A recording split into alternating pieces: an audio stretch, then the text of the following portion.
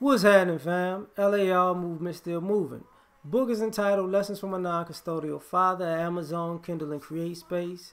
Link will be in the description box below as usual. Go get it. PayPal link there also.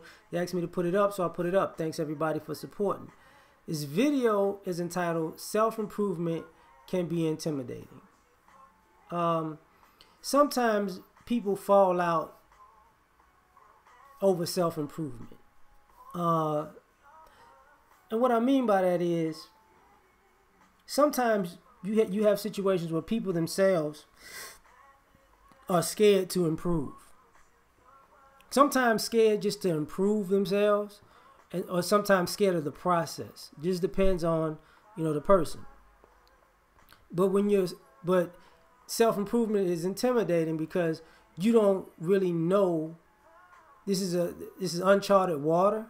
And it takes a bit of courage to take that raft out into uncharted water, and a lot of people are scared to do that, and it becomes intimidating to the point that there's paralysis of analysis with a lot of people because you overthink it to the point where you get nothing done. Now, the other side of that is you decided to do it.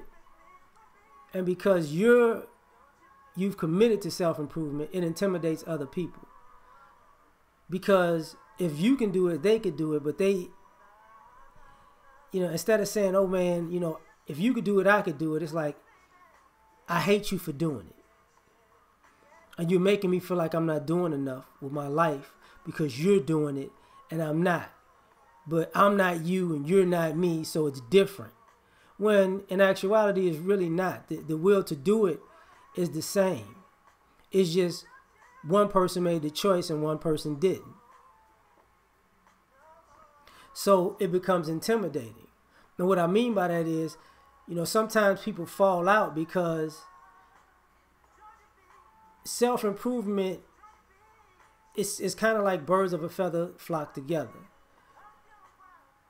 If you're close to somebody that's self-improvement, their lifestyle is going to change. And if your lifestyle isn't about improving, then your lifestyles are going to clash. You're going to be doing two completely different things. You're going to grow apart in one. You're going to grow apart first and foremost because you're going to be doing different things. You're going to have different interests, and when a person is about improvement and another person isn't, you can always come visit that person, but it's going to be kind of an animosity because you're basically vacationing in mediocrity when you're around them.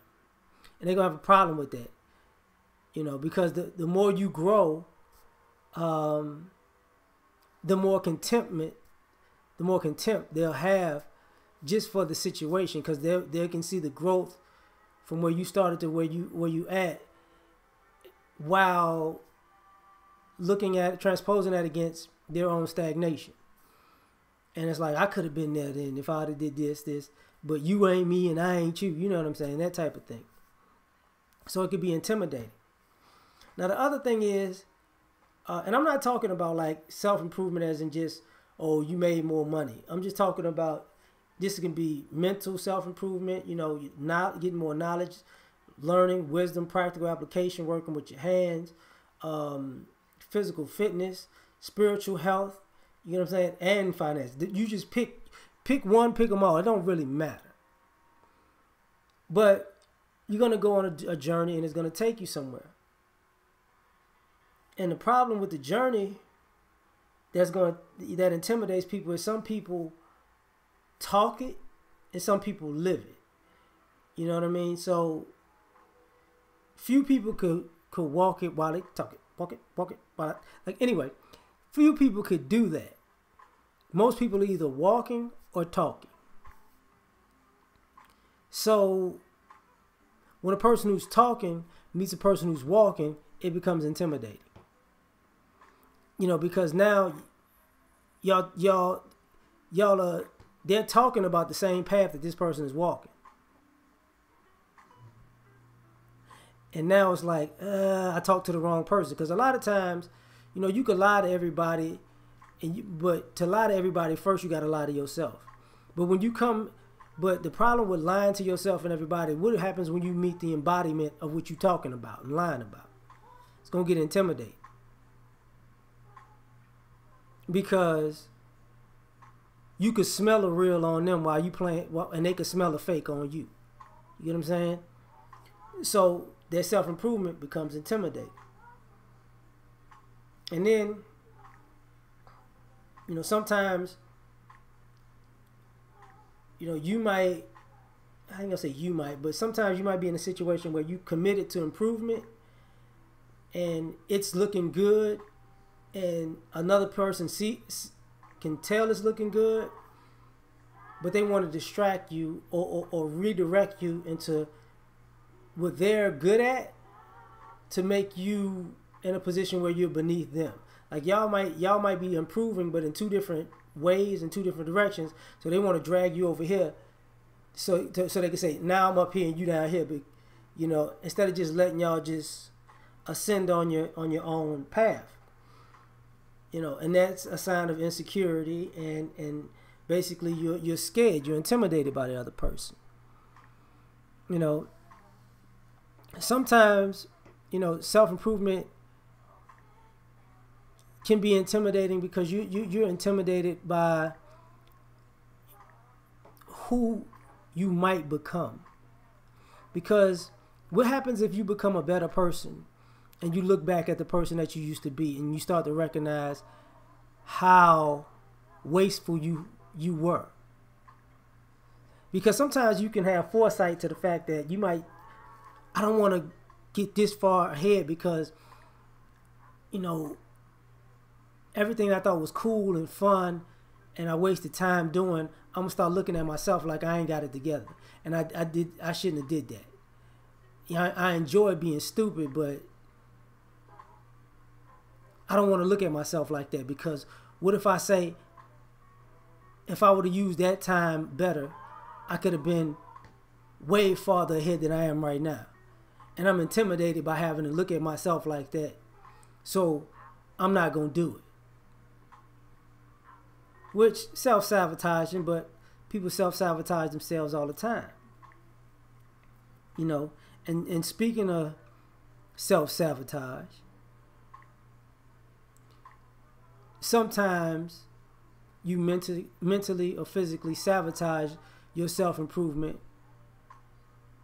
because you got to create drama everywhere you go with everybody, and it's all because you're scared of having to hold yourself to a higher standard. So what you do is you create, you know, blow-ups everywhere you go, so you putting out fires when you're supposed to be improving.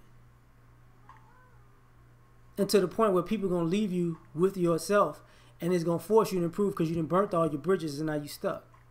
So now you're just going to be, the only thing you can self-sabotage now is yourself. So now you might fake like you're depressed. You might drink. You might smoke. You might party. You might, you know, do drugs. You might over-sexualize yourself. You might do something to damage yourself because you have no more relationships to damage. Because, you know, the self-improvement is intimidating. Now, ultimately, it's not really ultimately, but, you know, sometimes self-improvement is intimidating because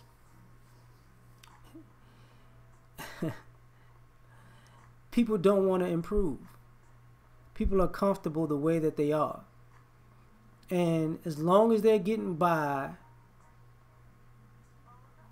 you don't want to push yourself. You don't want to get out of your comfort zone.